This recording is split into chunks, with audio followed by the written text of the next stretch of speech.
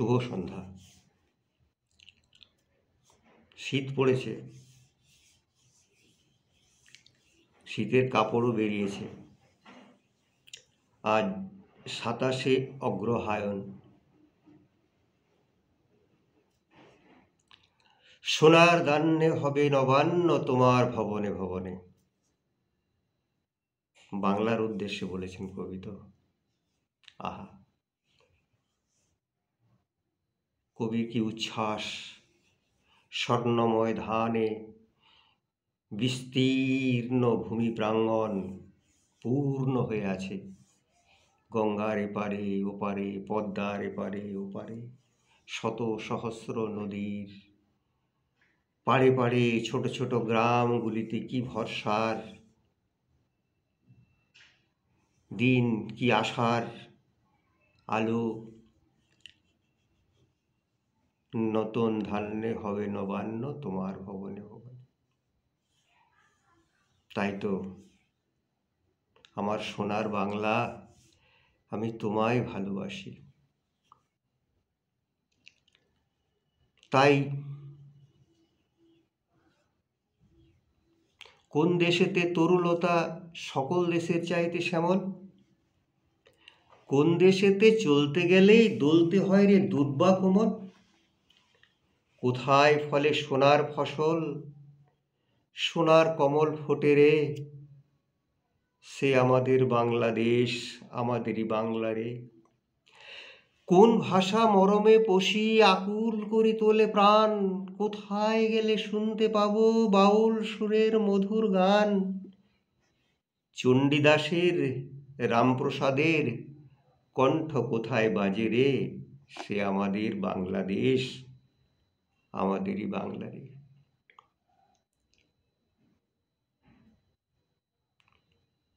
রবীন্দ্রনাথ, সত্যেন্দ্রনাথ ওপার বাংলাতেও ছিলেন। কবি জসীমউদ্দীন, যাকে পল্লী কবি বলা হতো। আহা, পল্লীর কি রূপ অঙ্কন করে না গিয়েছেন জসীমউদ্দীন। বন্দে আলী মিয়া, কি অসাধারণ সৌন্দর্য পিয়াসী কবি ছিলেন এরা। বাংলার সৌন্দর্যে কত মগ্ন প্রাণ, ধ্যানমগ্ন ছিলেন এরা। তারপর জীবনানন্দ দাশ, তোমরা যেখানে খুশি চলে যাও, আমি এই বাংলার তীরে পড়ে রব। রূপসী বাংলা।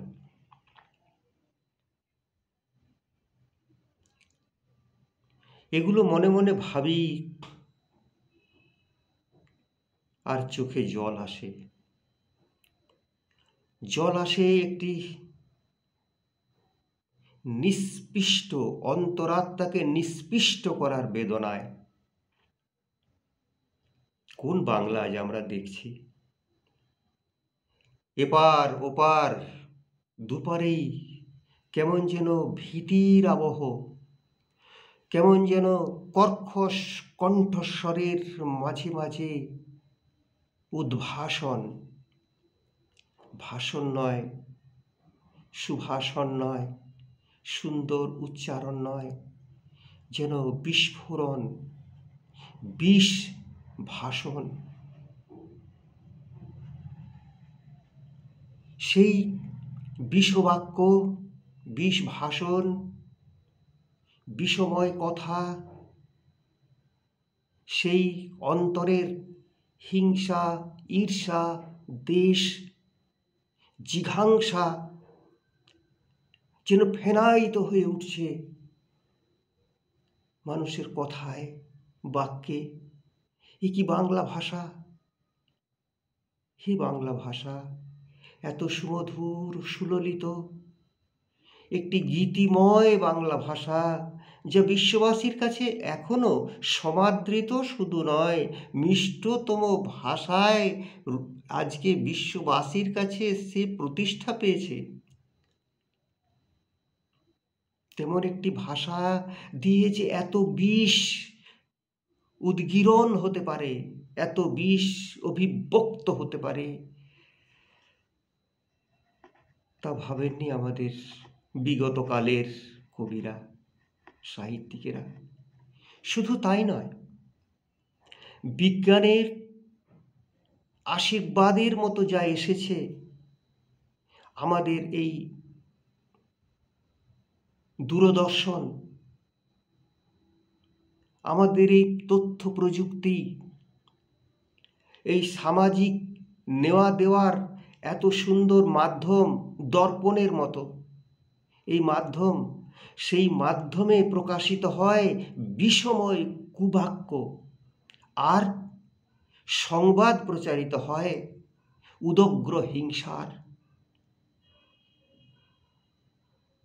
অসহনীয় এ জ্বালা, অসহনীয় এ জ্বালা। এর মূল খোঁজার চেষ্টা করেছিলাম, ভেবেছি, অনেক ভেবেছি, ভেবে এর মূল খোঁজার চেষ্টা করেছিলাম। বর্তমানে এর মূলে যেটি আবিষ্কার করলাম, যে শুকিয়ে যাওয়া মূলে আবার জল ঢেলে ঈর্ষার, হিংসার, মত্ত ক্ষমতার, মত্ত মাদকতার জল ঢেলে সেখান থেকে যে নূতন বিষবৃক্ষ আজ অঙ্কুরিত হয়ে উঠেছে, সেই মূলটির সন্ধান করার চেষ্টা করেছিলাম ইতিহাস ঘেঁটে। সেই মূলটি কি? ধর্ম। ধর্ম, কি আশ্চর্য! যে শব্দের ব্যুৎপত্তিগত অর্থ হলো ধারণ করে, যে সমাজকে ধারণ করে, যে ব্যক্তিকে ধারণ করে, যে বিশ্ব সংসারকে ধারণ করে, যে সেই ধর্ম আজ কিভাবে নারকীয় উদ্দেশ্যে, কি বিভৎসায় আজ অস্ত্ররূপে ব্যবহৃত হচ্ছে। ধর্ম আজ একটি অস্ত্র। আচ্ছা, এই ধর্মের যে দ্বন্দ্ব, আমার ধর্মের সঙ্গে তোমার ধর্মের যে দ্বন্দ্ব, সে কি আজকের? আদিম অসভ্য সমাজ যখন প্রথম সভ্যতা অর্জন করল, যখন সভ্যতা অর্জনের প্রথম মাপকাঠি ছিল ক্ষমতা, নিজের ক্ষমতার ব্যাপ্তি ঘটানো, সেই ব্যাপ্তি ঘটানোর 2 থেকে 3টি মূল কারণ ছিল। তার মধ্যে একটি ধর্ম। ধর্মকে ধারণ করে ব্যাপ্তি ঘটানোর বা নিজেকে ব্যাপৃত করার, বিস্তারিত করার যে প্রয়াস, সেটি আজকের নয়। যারা ধর্ম প্রবর্তক তারা ভাবেননি, তারা ভেবেছিলেন একটি সুন্দর, হিংসামুক্ত, সামঞ্জস্যপূর্ণ, নীতি নৈতিকতা সমন্বিত মানব সংসার গড়ে উঠুক। হলো না তা। এই প্রসঙ্গে কয়েকটি কথা বলে নিই।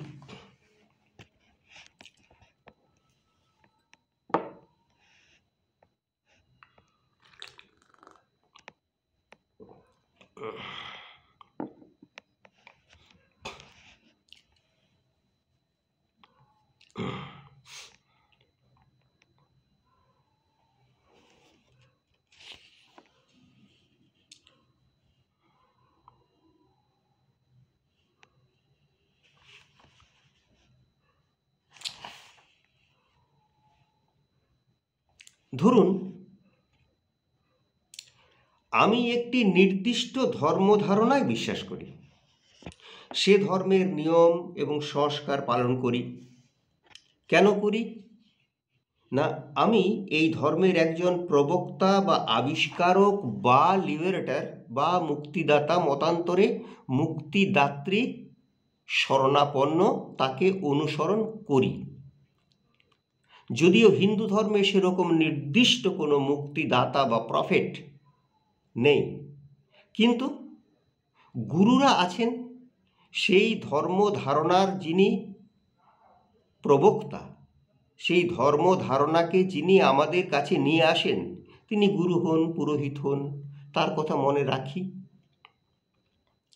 তাহলে ওই হলো ধর্মের একজন প্রবক্তা বা ধর্মের কিছু নীতি নৈতিকতাপূর্ণ গ্রন্থ আমি অনুসরণ করি। এবারে আমার একজন মুক্তিদাতা, মতান্তরে মুক্তিদাত্রী আছেন, যিনি আমার ইহকালের সুখ স্বাচ্ছন্দ্য এবং পরকালের মোক্ষ প্রদান করবেন। যিনি আমার ইহকালের সুখ স্বাচ্ছন্দ্য এবং পরকালের মোক্ষ প্রদান করবেন।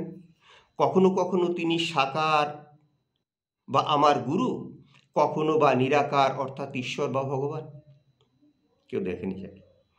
এই বিশ্ব সংসারে সহস্র সহস্র জাতি গোষ্ঠী আছে, আর সেই সংখ্যায় সাকার বা নিরাকার ঈশ্বরও আছেন।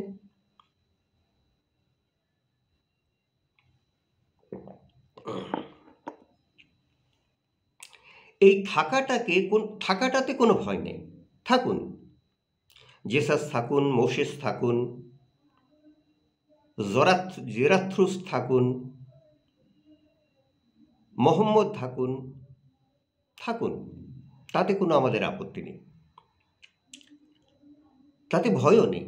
এই থাকাটাতে কোনো ভয় নেই, কিন্তু ভয় সেখানে যেখানে আমার ঈশ্বর বা আমি যে জাতিগোষ্ঠীর অন্তর্ভুক্ত সেই গোষ্ঠীর ঈশ্বর অন্যান্য জনগোষ্ঠীর বিশ্বাসভাজন ঈশ্বরকে ধর্মযুদ্ধে আহ্বান করে, তখনই ভয়ের কারণ।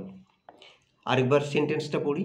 এই থাকাটাতে কোনো আপত্তি নেই বা ভয় নেই, কিন্তু ভয় সেখানেই যেখানে আমার ঈশ্বর বা আমি যে জাতিগোষ্ঠীর অন্তর্ভুক্ত সেই গোষ্ঠীর ঈশ্বর অন্যান্য জনগোষ্ঠীর বিশ্বাসভাজন ঈশ্বরকে ধর্মযুদ্ধে আহ্বান করে।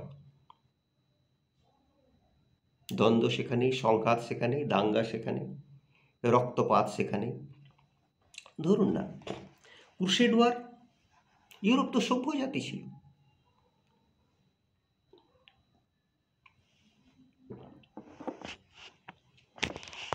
পাশ্চাত্যের ধর্মযুদ্ধের সর্বনাশা ইতিহাস কাহিনী বর্ণনা দেওয়ার প্রয়োজন নেই। কিন্তু কেন ছিল সেই যুদ্ধ? না, to conquer the holy land from Islamic rule and to spread Islamic rule over a vast land of Europe.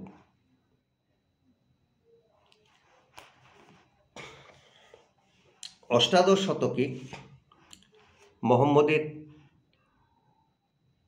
ইসলাম ধর্ম যখন প্রচারিত এবং প্রসারিত হচ্ছে, তখন খুব অল্প সময়কালের মধ্যেই সুদূর স্পেন থেকে চীন দেশ পর্যন্ত এবং আমাদের দক্ষিণ পূর্ব এশিয়ার সুদূর মালয়েশিয়া, ইন্দোনেশিয়া পর্যন্ত এই ধর্ম ক্রম বিস্তার লাভ করে। দুটো কারণে, মূল দুটো কারণে। একটি, ক্ষমতা প্রয়োগের মাধ্যমে, ধর্মান্তকরণের মাধ্যমে, আর অপরটি এই সমস্ত অঞ্চলে, অর্থাৎ ভারতবর্ষীয় অঞ্চলেই আমি ধরি না কেন, চীন প্রভৃতি দেশেই ধরি না কেন, কিছু কুসংস্কারাচ্ছন্নতা ছিল। এখানকার ধর্ম ধারণার মধ্যে কুসংস্কারের মধ্যে অত্যন্ত গভীরভাবে এখানকার জনসমাজ নিমজ্জিত হয়েছিল। দু একটি উদাহরণ, যেমন সতীদাহ প্রথা, কৌলিন্য প্রথা, বাল্যবিবাহ প্রথা, অন্তর্জলি যাত্রা প্রথা, আরও অনেক কিছু আছে। তো ওই সরাসরি যেগুলো ভয়ঙ্কর ছিল, সেটি কৌলিন্য প্রথায় বহু বিবাহ প্রচলিত, বহু বিবাহে এক স্বামীর বহু স্ত্রী, স্বামী মারা, এবং কৌলিন্য প্রথা রক্ষা করার জন্য স্বল্পবয়স্ক নারীদের বৃদ্ধ কুলীন ব্রাহ্মণের সাথে বিবাহ দেওয়ার প্রবণতা, এবং সেই বিবাহ পরবর্তীকালে যদি স্বল্প দিনের মধ্যে সেই স্বামীর মৃত্যু হতো, তাহলে বেশ কতগুলি, একাধিক নয়, মাঝে মাঝে 10 কিংবা ততোধিক, কোনো কোনো স্থানে 50 এবং তদূর্ধ্ব, এই যে বৈধব্য লাঞ্ছিত নারী, যারা অবলা কিশোরী, তারা পরবর্তীকালে যাতে না ওই স্বামীর সম্পত্তির অংশ দাবি করতে পারে, তার জন্য মূল বিষয়টা তাই, তার জন্য তাদেরকে সতীদাহ প্রথা সৃষ্টি করা হয়েছিল। সতীদাহ প্রথা অনেক পূর্বে ছিল, পৌরাণিক আমলে আমরা মাদ্রিকে দেখেছি, পাণ্ডুর মৃত্যুর পর সে সতী হয়েছিল। এরকম বহু উদাহরণ আছে। সতীত্ব প্রমাণ দেওয়ার জন্য সীতাকে অগ্নি পরীক্ষায় যেতে হয়েছিল, পরবর্তীকালে আরেকবার অগ্নি পরীক্ষার জন্য তার ডাক পড়েছিল, এগুলো তো আমরা জানি।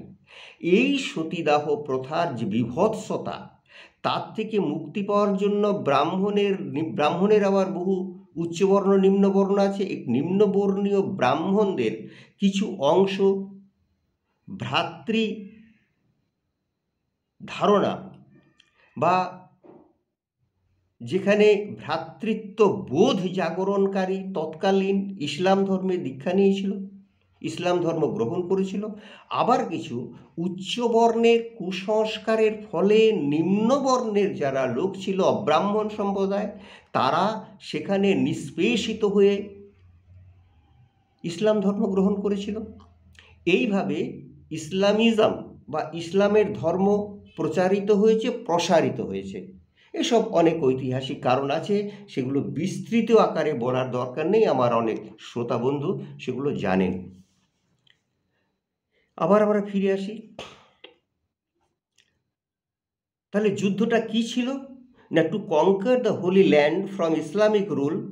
আবার ওই ইসলাম সম্প্রদায় যেমন এশিয়ার এদিকে তারা রাজ্যের পর রাজ্য জয় করেছিল, তেমনি ইউরোপ খণ্ডে তারা চেষ্টা করেছিল ইউরোপ খণ্ডের সুদীর্ঘ অঞ্চল, সুবিস্তৃত অঞ্চল করায়ত্ত করার জন্যে। দুটো উদ্দেশ্য সাধন হবে, সাম্রাজ্য বিস্তার, সঙ্গে সঙ্গে ধর্মান্তকরণে সেই ধর্মের প্রচার এবং প্রসার। সেই সময়ে খ্রিশ্চান ধর্মাবলম্বীরা তারা চেষ্টা করেছিল তাকে বাধা দেওয়ার জন্যে, এবং ওই জেরুজালেম যেখানে জেসাসের জন্ম, সেই জায়গাটি যেহেতু ইসলামের আন্ডারে ছিল, ইসলাম যেখানে বিজয়ী হয়েছিল এবং যেখানে তারা সাম্রাজ্যের মধ্যে সেটাকে নিয়ে এসেছিল, তখন সেটিকে পুনরুদ্ধার করার জন্যে, জেরুজালেম পুনরুদ্ধার করার জন্যে ইউরোপীয় খণ্ড থেকে পোপ নিজে আদেশ দিয়েছিলেন, ধর্মযুদ্ধের ডাক দিয়েছিলেন এবং আদেশ দিয়েছিলেন ধর্মযুদ্ধে যেতে খ্রিস্টানদের। সেই ধর্মযুদ্ধ একাদশ শতাব্দী থেকে ত্রয়োদশ শতক পর্যন্ত বারে বারে সেই ধর্মযুদ্ধ হয়েছে, বারে বারে নিষ্ঠুরতার চূড়ান্ত। এমন এক সময় হয়েছিল যে জেসাস শিশুদের মধ্যে থাকেন, তাই শিশুদেরকে পাঠানো হয়েছিল, লক্ষ লক্ষ শিশুদেরকে পাঠানো হয়েছিল জেরুজালেম উদ্ধার করতে। বরফে না খেতে পেয়ে, কষ্টে, নির্যাতনে, ইহুদিদের নিষ্ঠুরতায় তারা নিষ্প্রাণ শিশুদের মৃতদেহে ভরে গিয়েছিল। ইউরোপ থেকে জেরুজালেম পর্যন্ত বিস্তৃত ভূমি। কি নির্মমতা, কি নির্মমতা!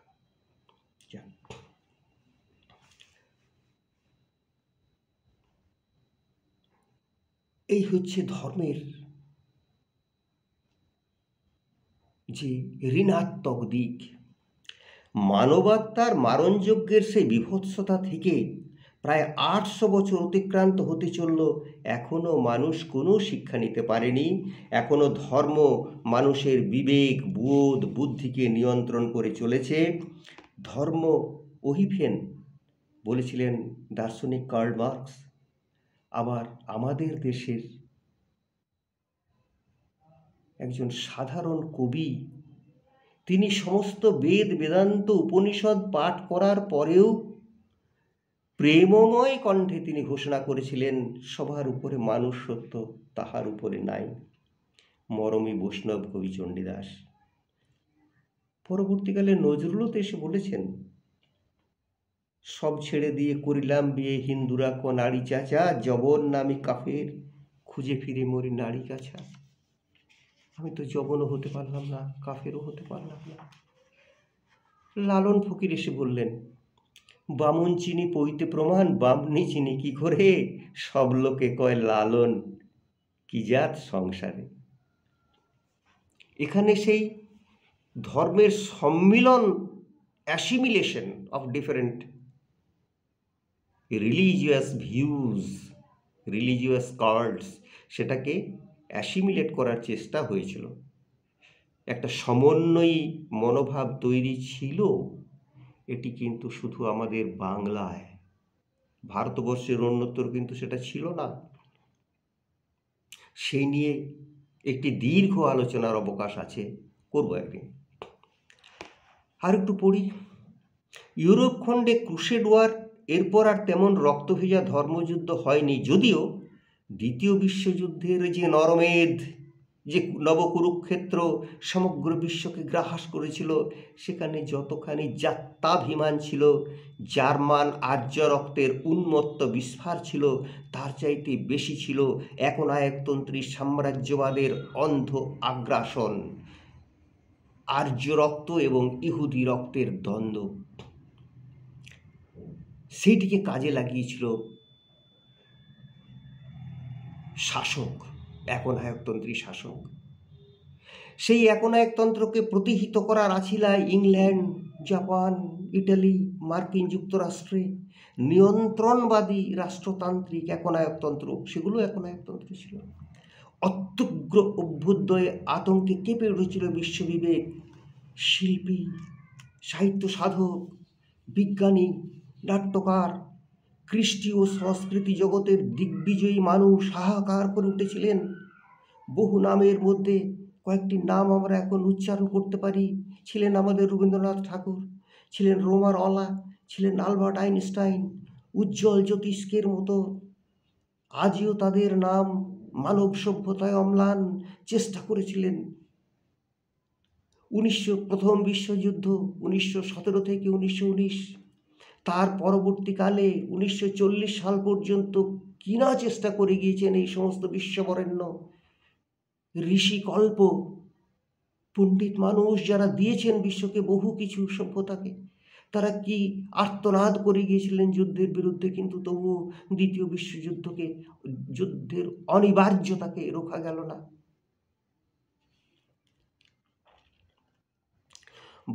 আবার বর্তমান বিশ্ব ব্যবস্থায় আবারও কি ধর্মকেন্দ্রিক রাষ্ট্রতন্ত্রের রক্তচক্ষুর দৈত্য দানবেরা মানবতাবাদ, মানবতাবোধকে রণহুঙ্কারে আহ্বান জানাবে? আবার তো সেটা এসেছে। এখন আমরা দেখতে পাচ্ছি, বর্তমানে সেটি দেখতে পাচ্ছি নাকি প্রতিবেশী বাংলাদেশে, দেখতে পাচ্ছি নাকি হিন্দুত্বের কঠোর রূঢ় তথাকথিত নবজাগরণের মধ্যে, দেখতে পাচ্ছি নাকি মধ্যপ্রাচ্যের কঠিন, কঠোর, নিষ্ঠুর একটি ধর্ম, সম্প্রদায়গত ধর্ম, সেটি কিভাবে চেষ্টা করে চলেছে এই বিরুদ্ধ ধর্মীদের বিরুদ্ধে একটা রক্তক্ষয়ী সংগ্রামের জন্য উদ্যত হয়ে আছে তারা। পরিণাম কি? কে ভুগছে সেই পরিণাম? অবলা নারী, নির্বলা শিশু, অসহায়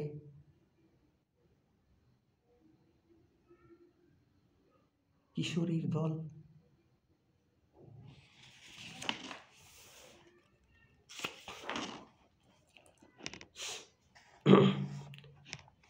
এইবারে তাহলে এটা হচ্ছে কেন? প্রশ্ন এখানে যে এটা হচ্ছে কেন?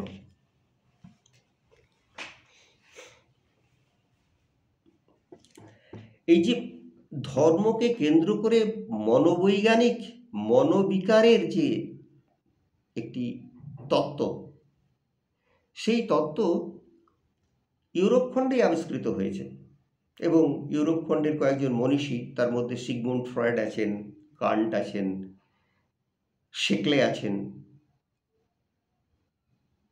এরা দেখেছেন যে মানুষের অন্তরের মধ্যে অবচেতনায় নিষ্ঠুরতার উৎসভূমি, অবচেতন মন নিষ্ঠুরতার ভূমি, সেইখানে যদি বারংবার ওই হিংসা বা ঈর্ষা বা বিকৃত রুচির মনন বারবার যদি আঘাত করে, তবে সেই অবদমিত তার যে জিঘাংসা বৃত্তি, সেইটি ফেনায়িত হয়ে ওঠে। এটি যে শুধুমাত্র আমরা ফ্রয়েডীয় চিন্তাধারা থেকে পেয়েছি তাই নয়, অনেক সাহিত্যিকেরাও এটা দেখিয়েছেন। তার মধ্যে শেক্সপিয়ারের সমকালের একজন বিখ্যাত নাট্যকার, তিনি ছিলেন মার্লো, ক্রিস্টোফার মার্লো। তো সেই ক্রিস্টোফার মার্লো কিন্তু আততায়ীর হাতে নিহত হয়েছিলেন মাত্র 29 বছর বয়সে। তারই মধ্যে বিখ্যাত 2খানা নাটক তিনি রচনা করে গিয়েছিলেন। তার সেই 2খানা নাটকের মধ্যে টাইমোরলিন এবং পরবর্তীকালে ডক্টর ফস্টাস। সেই ডক্টর ফস্টাস নাটকে তিনি লিখছেন এক জায়গায় যে সেখানে নরকের যে দূত মেফিস্টোফেলিস, সেই নরকের দূত বলছে, একটা জায়গা আছে, আপনারা যারা পড়েছেন তারা তো জানেনই, বিশদে গল্পটি বলার দরকার নেই, সেই নাটকের কাহিনীটি। তো সেখানে মেফিস্টোফেলিসের একটা কথা আছে, শয়তান মেফিস্টোফেলিস নরকের অধিবাসী, সে বলছে, hell hath no limits, hell hath no limits, has পুরানো ইংরেজি hath, hell hath no limits, nor is circumscribed in one self place, একটি নির্দিষ্ট জায়গায়। For where you are is hell, and where hell is there must we ever be. এটির বঙ্গানুবাদ আমি করেছি, নরক কি কোনো আলাদা জগৎ? নরক কি কোনো আলাদা জগৎ? সীমানা ঘেরা প্রায়শ্চিত্তের অন্ধ শ্মশান? তা নয়, তা নয়। যেখানে আমরা আছি পাপের তনয়, তাই তো নরক। এখানেই থাকা আছে ললাট লিখন, এই প্রেত লোকে সাম্রাজ্য রয়েছে যার সারা বিশ্বময়। উদ্ভূত হয় মানুষের অন্তরের উৎস হতে সেই নরক, এবং সাম্রাজ্য রয়েছে সাজার সারা বিশ্বময়, ছড়িয়ে পড়ে সারা বিশ্বময়। অমানবিকতার, নিষ্ঠুরতার, জিঘাংসার, হিংসার, রক্ত ক্ষয় করার এবং রক্ত পিপাসার যে অবদমিত ইচ্ছা, যেটিকে আমাদের ধর্মাবতারেরা, ধর্মদূতেরা বারবার প্রশমিত করার চেষ্টা করেছেন তাদের বাণীতে, আমরা কিন্তু প্রশমিত হইনি। সেইখান থেকে তাকে কিন্তু সেই শয়তানকে, নিজের অন্তরের মধ্যে বসবাসকারী শয়তানকে আমরা নিরস্ত করতে পারিনি। বারবার সে নিজের আপন সর্বনাশা শক্তির বিস্তার করেছে সমগ্র ভুবনময়। কোথায় বলবো মানবিকতা? আজ বাংলাদেশে যা হচ্ছে বর্ণনাতীত। হে শ্যামল সুন্দর বঙ্গভূমি, শস্য শ্যামলা বঙ্গভূমি, এই কি তোমার পরিণতি ছিল? কিছুদিন হয়তো স্বস্তি ছিল, সেই দেশের একটি জাতীয় সত্তা জেগে উঠেছিল, সেই দেশের জাতীয় ভাষা জেগে উঠেছিল, সঙ্গীত অনুরণিত হতো পদ্মা যমুনা মেঘনার পাড়ে পাড়ে। সেই বাংলার কি পরিণতি? একদিকে একটি নির্দিষ্ট ধর্মের আস্ফালন, অপরদিকে ভীত সন্ত্রস্ত ভিন্নধর্মী সংখ্যালঘু সম্প্রদায়ের করুণ আর্তনাদ। এই কি বাংলার পরিণতি? হে বাংলার ভাগ্য দেবতা, ঠিক অপর দিকে এপারেও কি সেই জিঘাংসার, এপারেও সেই কি হিংসার মদমত্ত উচ্চারণ আমরা দেখছি না কি? কপালে তিলক, নির্দিষ্ট বসন পরিহিত কিছু মানুষের উদগ্র উচ্চারণ, যা হিংসাকে, জিঘাংসাকে, প্রতিহিংসাকে আরো বেশি ইন্ধন জুগিয়ে চলেছে। ঘৃতাহুতি দাও দাও করে জ্বলে উঠেছে আজকে সাম্প্রদায়িক বিষময় অগ্নির লেলিহান শিখা। কে বাঁচাবে?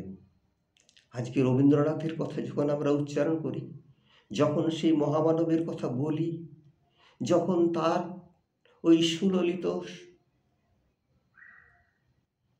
অপরূপ হৃদয়গ্রাহী সেই স্নেহ, মায়া, মমতা, প্রেম, ভালোবাসা দ্রবিত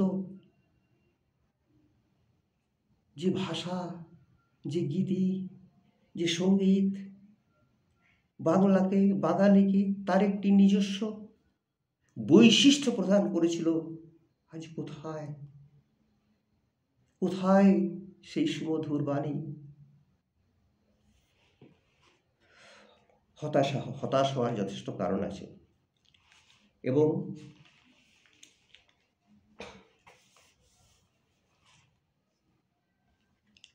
তবু আমার শেষ নিবেদন, আমার শেষ আশ্রয় রবীন্দ্রনাথ, আমার শেষ নিবেদন, পূর্ণ